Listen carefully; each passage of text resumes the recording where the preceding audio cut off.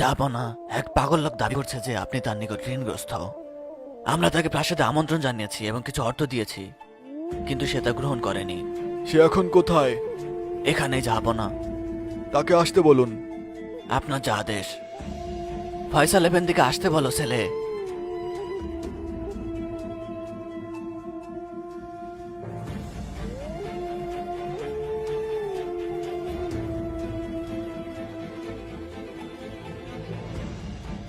বলুন এফেন্দি, আপনি কি বলতে চান?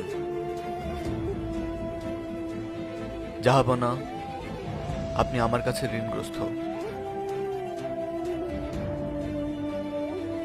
আপনার কাছে আমি কিভাবে ঋণগ্রস্ত বৎস? এফেন্দি, আমি ব্যবসা করতাম। ব্যবসায় লোকসান হওয়ায় দেউলিয়া হয়ে গেলাম, আর এ কারণেই আমি অনেক ঋণের মধ্যে জর্জরিত। প্রতি রাতে ঋণ মুক্তির জন্য আমি আল্লাহর কাছে দোয়া করতাম এফেন্দি। বাবা, জাহাপনা জানতে চান যে তিনি কিভাবে আপনার কাছে ঋণী। আমি যেমন বলেছি, প্রতি রাতে আল্লাহর কাছে দোয়া করতাম। গত রাতে আমার স্বপ্নে আমাদের প্রিয় নবী সাল্লাল্লাহু আলাইহি ওয়াসাল্লামকে দেখেছি এফেন্দি। সাল্লাল্লাহু আলাইহি ওয়াসাল্লাম।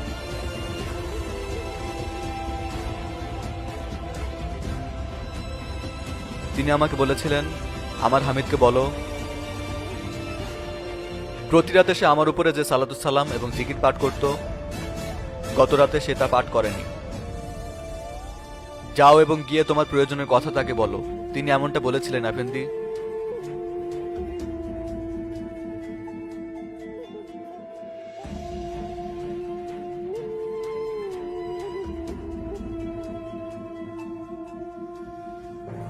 তিনি কি বলেছিলেন? কি বলেছিলেন?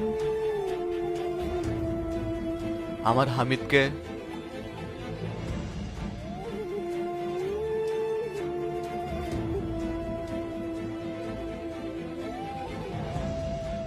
এগুলো নিন।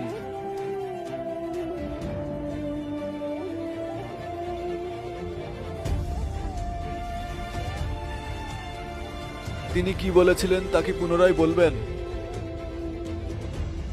আমার হামিদ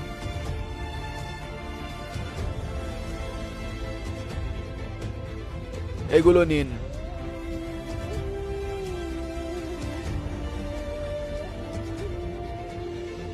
আরো একবার বলুন তিনি কি বলেছিলেন।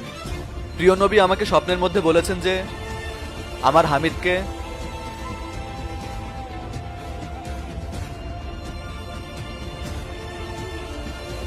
এটাও নিন।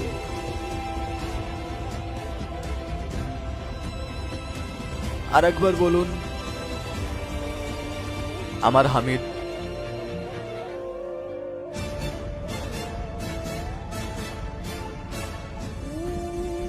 এটাও নিন। বাবা, এ পরিমাণ কি আপনার জন্য যথেষ্ট নয়? যথেষ্ট পাশা, আমি তৎক্ষণাৎ আমার ঋণ পরিশোধ করব।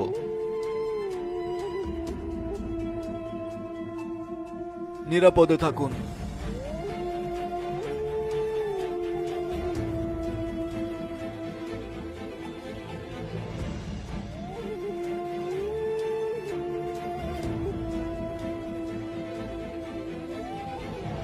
জাহাপনা, আপনি তো অনেক অর্থই তাকে দিয়ে দিলেন। আপনি কি বলছেন পাশা? আল্লাহর কসম, তিনি যদি আমার সমস্ত ধন সম্পদ, এমনকি আমার রাজত্ব ও যদি চাইতো আমি তাকে দিয়ে দিতাম। গত রাতে আমি কাজে ব্যস্ত ছিলাম পাশা। কাজ করতে করতে আমি টেবিলে ঘুমিয়ে গিয়েছিলাম পাশা।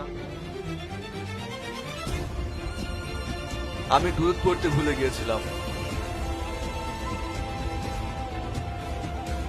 ভুল হয়ে গেছে পাশা, আল্লাহ আমাকে ক্ষমা করুন।